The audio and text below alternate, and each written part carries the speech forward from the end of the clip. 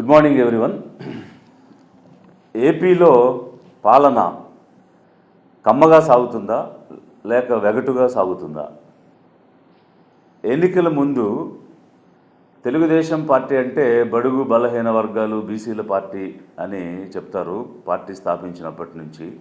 కానీ ఎన్నికలు అయిన తర్వాత మరి అదే బడుగు బలహీన వర్గాలకు, బ్యాక్వర్డ్ క్లాసెస్కి, మైనారిటీలకు అంత ప్రాధాన్యత ఉంటుందా, లేకపోతే కమ్మగా తమ వర్గానికే ప్రాధాన్యత ఉంటూ ఒక కమ్మటి రాజ్యాన్ని ఇక్కడ ఏర్పాటు చేయడం జరిగిందా? రీసెంట్గా ఆదినారాయణ రెడ్డి గారు, ఎక్స్ మినిస్టర్, ఆయన వైసీపీలో గెలిచి తర్వాత టీడీపీలోకి వచ్చి మినిస్టర్ అయ్యి ఇప్పుడు ప్రజెంట్ బీజేపీ ఎమ్మెల్యేగా ఉన్నారు. వారు ఎన్టీ రామారావు ప్రభుత్వం ఏర్పాటు చేసినప్పుడు, అలాగే చంద్రబాబు నాయుడు గారు ప్రభుత్వం ఏర్పాటు చేసినప్పుడు ఏ విధంగా కమ్మగా సాగేది పాలన అని ఒక రిఫరెన్స్ చెప్తూ, ఇప్పుడు కూడా ఇలా కమ్మగా జరిగితే ఎట్లా, మిగిలిన వర్గాలను కూడా పట్టించుకోవాలి కదా అన్న ఒక రిఫరెన్స్ అది సోషల్ మీడియాలో వచ్చింది, మనం చూడొచ్చు. అంటే ఈరోజు అలాంటి ప్రస్తావన ఆయన ఎందుకు తెచ్చారు అనేటువంటిది ఒక సబ్జెక్ట్ అయితే, ఇక్కడ ఒక కమ్యూనిటీని మనం టార్గెట్ చేసి కమ్యూనిటీ గురించి మాట్లాడాలనేది నా ఉద్దేశం కాదు. ఎందుకు కాదంటే, అనేక మంది ఈ కమ్యూనిటీలో అంటే కమ్మ కమ్యూనిటీలో ఉన్న వారందరూ ఈ రాజ్యంలో బెనిఫిట్ పొందేశారని నేను చెప్పడం లేదు. ఎందుకంటే only handful of people who are close to the NTR family or Nara family, వాళ్ళు మాత్రమే అనేక రకాలైనటువంటి బెనిఫిట్స్ పొందుతున్నారు తప్ప యావత్ కమ్యూనిటీ వచ్చిందని అనేది నా ఉద్దేశం కాదు. ఆ మాటకు చెప్పాలంటే తెలుగుదేశం పార్టీ పర్టికులర్గా సిబిఎన్ లాంటి వారు కష్టాల్లో ఉన్నప్పుడు పక్కన నుండి దాన్ని నిలబెట్టి దానికోసం ఎంతో పని చేసినటువంటి వాళ్ళు అనేక మంది ఈ కమ్యూనిటీ వాళ్ళు ఉన్నారు. ఫర్ ఎగ్జాంపుల్ సుజనా చౌదరి లాంటి వారు. బట్ ఈరోజు వారేమి పార్టీని అడ్డం పెట్టుకుని పార్టీ ద్వారా ఎదగడం అనేది జరిగే పరిస్థితి కనిపించడం లేదు. అలా ఇంకా అనేక మంది పార్టీ కోసం పనిచేసినారు తప్ప పార్టీ నుంచి పొందినటువంటి వాళ్ళు కమ్యూనిటీ యాజ్ ఎ హోల్గా లేదు. బట్ హ్యాండ్ఫుల్ ఆఫ్ పీపుల్ అయితే మాత్రం ఖచ్చితంగా దాని ద్వారా లబ్ధి పొందుతూ ఎదుగుతూ వారు వందల వేల కోట్లకి ఎదుగుతున్న పరిస్థితి కనిపిస్తూ ఉంది. అయితే ఆంధ్ర రాష్ట్రంలో కమ్మ పాపులేషన్ ఎంత ఉంది అని అంటే లిటిల్ హయ్యర్ దెన్ 4%. అంటే ఇంచుమించు 22 లక్షల మంది పాపులేషన్ ఉన్నారు. మరి మిగిలిన వాళ్ళ పాపులేషన్ ఎలా ఉంది? 2.3 crores బీసీస్ ఉన్నారు, 1 కోటి మంది ఎస్సీస్ ఉన్నారు, 50 లక్షల పైన మైనారిటీస్ ఉన్నారు, 35 లక్షలు ఎస్టీలు ఉన్నారు, ఇట్లా అనేక మంది ఉన్నారు. మరి బడుగు బలహీన వర్గాల పార్టీ అన్నప్పుడు ఆ పద్ధతిలో వీరందరికీ అవకాశాలు దొరుకుతున్నాయా? ఎమ్మెల్యేలుగా, ఎంపీలుగా, మినిస్టర్లుగా కనుక మనం చూస్తే 8 మంది ఎమ్మెల్యేలు వీళ్ళ దామాషా ప్రకారం రావాల్సింది 2014-19లో కానీ ఇప్పుడు కానీ ఇంచుమించు 36 మంది కమ్మ ఎమ్మెల్యేస్ ఉన్నారంటే 4% ఉండాల్సిన దగ్గర 25 నుంచి 36% మంది ఎన్నికైనటువంటి ఎమ్మెల్యేలు ఉన్నారు. ఒక ఎంపీ స్థానానికి మాత్రమే వారికి అర్హత ఉన్న ప్రతి 14లో కానీ 24లో కానీ ఇంచుమించు 5 నుంచి 6 మంది ఎంపీలు ఉన్నారు. ఈవెన్ 2019లో ముగ్గురే గెలిస్తే అందులో 2 కమ్మకు చెందినటువంటి వాళ్ళు ఉన్నారు. మినిస్టర్స్ విషయాన్ని తీసుకుంటే 14-19 సందర్భంలో 6 మంది సీఎంతో కలిపి ఇదే కమ్యూనిటీకి చెందిన వారు మంత్రులుగా ఉన్నారు. ఇప్పుడు 5 మంది ఉన్నారు. వాస్తవంగా వారికి ఒకటే రావాలి. 11 మంది బీసీలు ఉండాల్సిన దగ్గర 8 మంది ఉన్నారు, 5 మంది ఎస్సీలు ఉండాల్సిన దగ్గర 2 ఉన్నారు, 2 మైనారిటీలు ఉండాల్సిన దగ్గర 1 ఉన్నారు.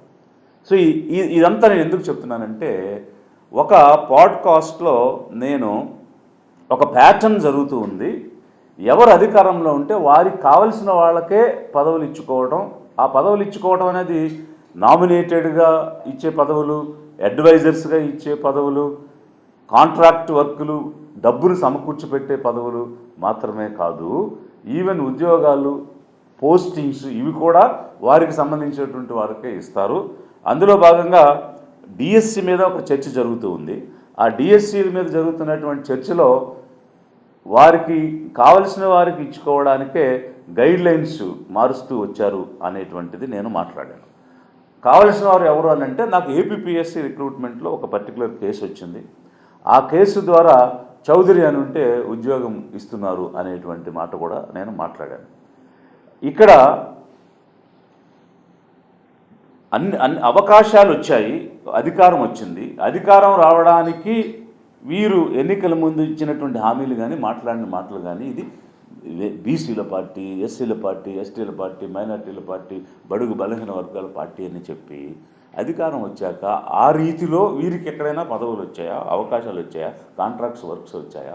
ఇవేమి రాకపోగా జాబ్స్ ఇచ్చే దగ్గర కూడా ఒక పక్షపాతం అనేటువంటిది కనిపిస్తుంది అన్న అంశాన్ని నేను మాట్లాడాను. అందులో భాగంగా నేను రెఫరెన్స్ ఇచ్చినటువంటిది ఏంటంటే డిఎస్పి పోస్ట్ అనేది స్పోర్ట్స్ కోటాలో జయవర్ధన్ చౌదరి అనేటువంటి వ్యక్తికి ఇచ్చున్నారు. దీని మీద ఒక కంప్లైంట్ వచ్చింది, నా దృష్టికి కూడా తీసుకొచ్చారు. ఇది ఏమిటి అని అంటే ఈడబ్ల్యూఎస్ కోటాలో 8 లక్షలకు మించి ఆదాయం ఉంటే వాళ్ళు అర్హులు కాదు. బట్ ఈ పర్టికులర్ పర్సన్కి తండ్రి గవర్నమెంట్ జాబ్ చేస్తూ ఉన్నాడు, 8 లక్షల పైనే ఆదాయం కలిగి ఉన్నాడు, అదేవిధంగా 5 ఎకరాల పైనే భూమి కలిగి ఉన్నారు. ఇలాంటి వ్యక్తి దొంగ సర్టిఫికేట్ తెచ్చి స్పోర్ట్స్ కోటాలో డిఎస్పి కొట్టారని లేఖి అనేటువంటి ఒక అనదర్ క్యాండిడేట్ ఒక కంప్లైంట్ ఫైల్ చేసింది. అంటే శాప్ చైర్మన్ ఇతను చౌదరి అని ఉన్నాడని చెప్పి డిఎస్పి పోస్ట్ ఇచ్చేశారు, అట్లా కావలసినట్టుగా ఇచ్చుకుంటున్నారు అన్న సబ్జెక్ట్ని డిస్కషన్ డిఎస్సికి సంబంధించి జరుగుతున్నటువంటి సందర్భంలో నేను మాట్లాడటం జరిగింది.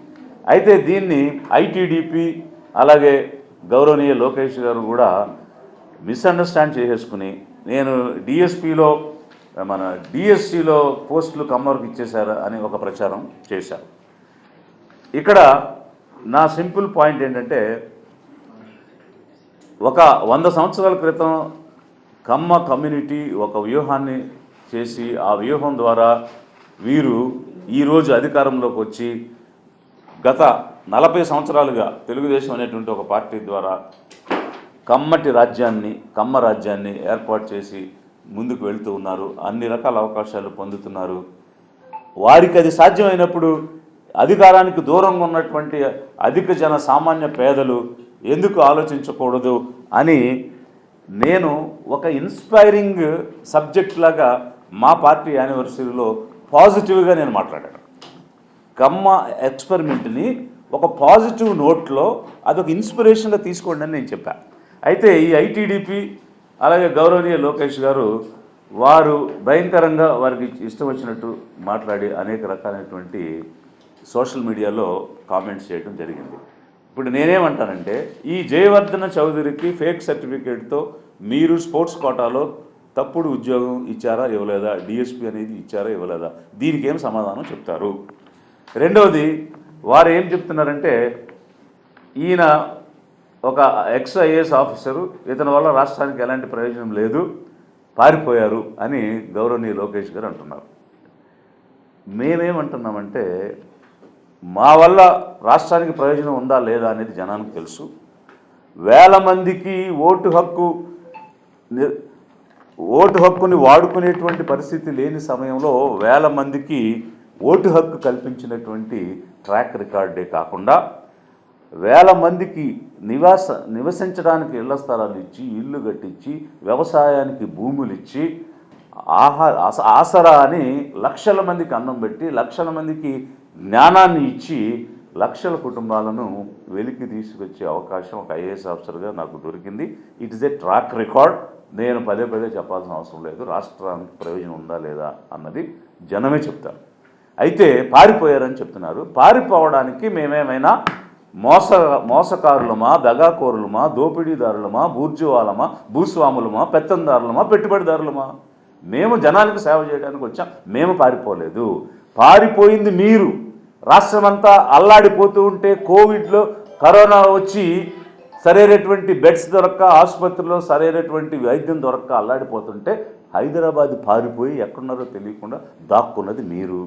మీ నాన్నని జైల్లో పెడితే కొడుకుగా తండ్రి పక్కన ఉండి తనకేం కావాలో చూసుకోవాల్సింది మానేసి రాష్ట్రం విడిచి పారిపోయి ఆచూకీ తెలియకుండా పారిపోయింది మీరు మిస్టర్ లోకేష్, మేము కాదు పారిపోయింది. అధిక జనం ఆలోచించాలి. ఇక్కడ ఈ పార్టీ పెట్టి సిద్ధాంతాలు చెప్పి మేము జనం కోసం, బడుగు బలహీనల కోసం ఉన్నామని చెప్పి పార్టీ అధ్యక్షుడిగా చంద్రబాబు నాయుడు, వర్కింగ్ ప్రెసిడెంట్గా లోకేష్ గారు అని అంటే ఇది ఒక కుటుంబ పార్టీయా లేకపోతే నిజంగానే బడుగు బలహీన వర్గాల బ్యాక్వర్డ్ క్లాస్ పార్టీయా? పార్టీ అయితే దేశంలో ఎక్కడైనా ఏదైనా పార్టీకి అధ్యక్షుడిగా అలాగే వర్కింగ్ అధ్యక్షుడిగా రెండు ఒకే కుటుంబం తండ్రి కొడుకులు ఉండటం ఎక్కడైనా చూసామా? ఇవన్నీ మీ దగ్గర పెట్టుకుని కమ్మ వాళ్ళు మాట్లాడారు, కమ్మ గురించి మాట్లాడారని మీరు అంటున్నారు. కమ్మగా చేస్తున్నారని ఎన్టీ రామారావు ఉన్నప్పుడు గజ్జెల మల్లారెడ్డి చెప్తున్నాడు, కమ్మగా చేస్తున్నారని ఇప్పుడు మీ ఎక్స్ మినిస్టర్ రాజనారాయణ రెడ్డి చెప్తున్నాడు. నేనే చెప్పడమే కాదు. అయితే ఈ పాడ్కాస్ట్లో ఒక డిస్కషన్ ఏంటంటే ఒక ప్యాటర్న్ జరుగుతుంది. ఏమిటా ప్యాటర్న్ అంటే తెలుగుదేశం అధికారంలో ఉంటే అడ్వైజర్స్ కానీ నామినేటెడ్ కానీ అంటే నిధులుండి అధికారాలు ఉన్న పదవులన్నీనేమో కమ్మ వాళ్ళకు ఉంటాయి, నిధులు విధులు లేనటువంటి పదవులేమో బీసీలకి ఎస్సీ ఎస్టీ మైనారిటీలకి ఇస్తారు. కాబట్టి మీ ద్వారా నేను అధిక జన పేదలను సామాన్యులను ఎస్సీ ఎస్టీ ఓబీసీ మైనారిటీలను ఓసీల్లో ఉన్న కమ్మ రెడ్డి పేదలను కూడా నేను కోరుతూ ఉన్నాను.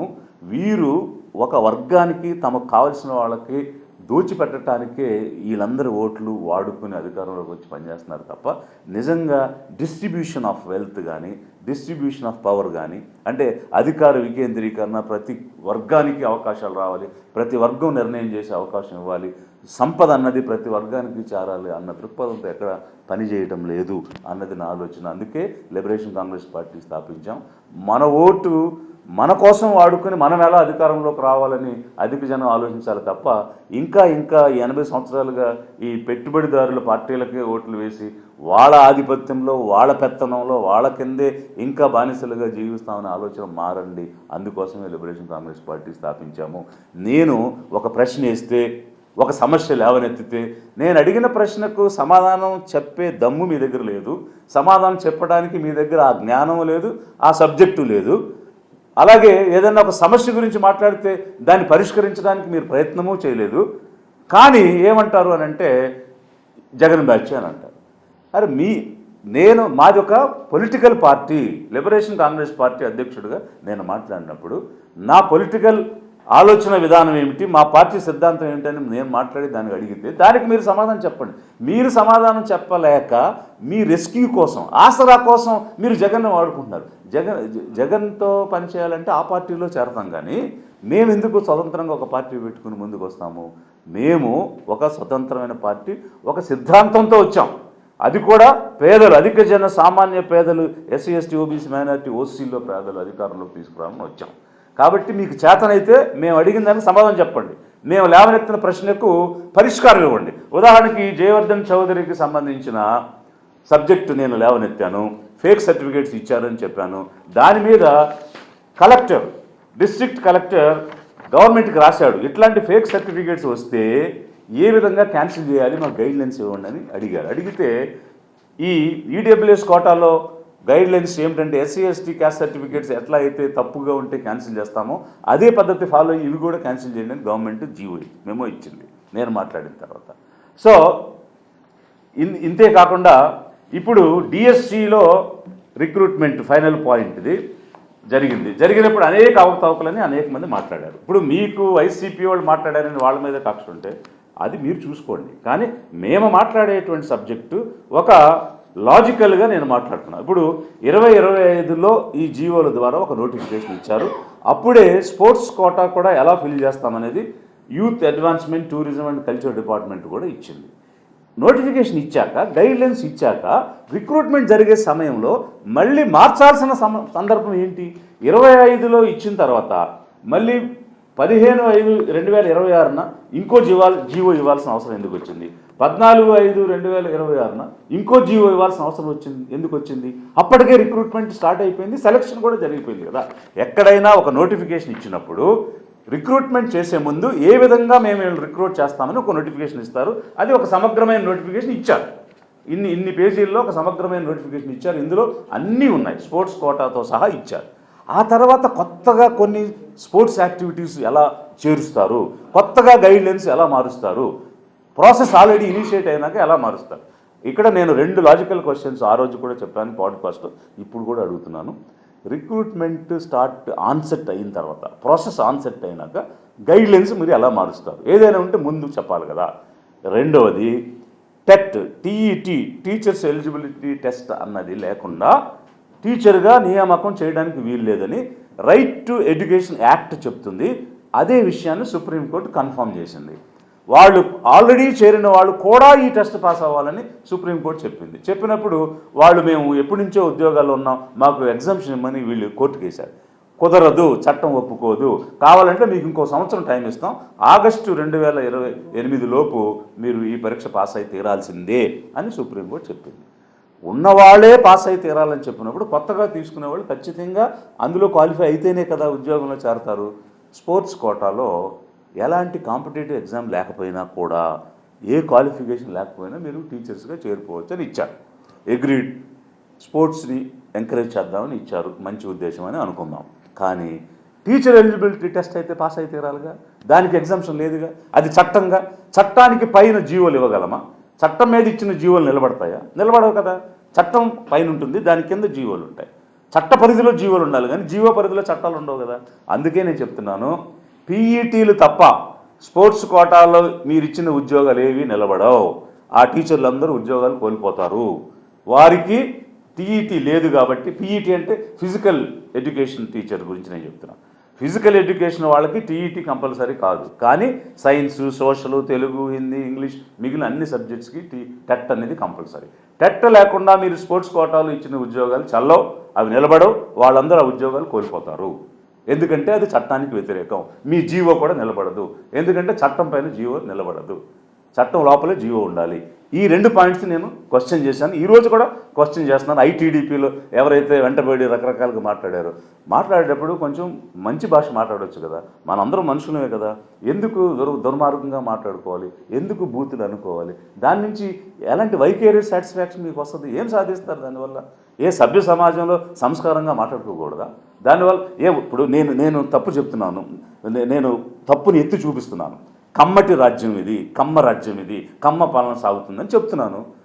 అందరూ అది కాదంటే మీరు చెప్పండి. నేను దానికి చాలా ఉదాహరణలు ఇచ్చాను. మీరు ఎమ్మెల్యేలు వాళ్ళే, ఎంపీలు వాళ్ళే, మినిస్టర్లు వాళ్ళే, నామినేటెడ్ వారి అడ్వైజర్స్ వాళ్ళే. ఎక్కడ నిధులు విధులు ఉన్నాయో అవి మీకు, ఎక్కడ నిధులు లేవో విధులు మాత్రం ఉన్నాయో అవి ఎస్సీ, ఎస్టీ, ఓబీసీ, మైనార్టీలకి ఇస్తున్నారు అని నేను ఒక అభియోగం చెప్తున్నాను. కాదంటే మీరు ప్రూవ్ చేయండి. దానికి బూతులు ఎందుకు మాట్లాడాలి? ఒకవేళ అదే మీ నైజం, అదే మీ సంస్కారం అయితే మాట్లాడుకోండి. I just don't care. But సందర్భం వచ్చింది కాబట్టి నేను ఈ విషయాన్ని కూడా మీకు విశదపరుస్తూ ఉన్నాను. కాబట్టి నేను మళ్ళీ I'm stick on to this. Jayavardhana చౌదరికి స్పోర్ట్స్ కోటాలో తప్పుడు ఉద్యోగం ఎలా ఇచ్చారు, డిఎస్పీ ఉద్యోగం ఎలా ఇచ్చారు, దీనికి సమాధానం చెప్పండి. మీరు ఇచ్చిన డిఎస్సి స్పోర్ట్స్ కోటా ఉద్యోగాలు పీఈటీ తప్ప ఏవీ నిలబడవు, వాళ్ళందరూ కోల్పోతారు.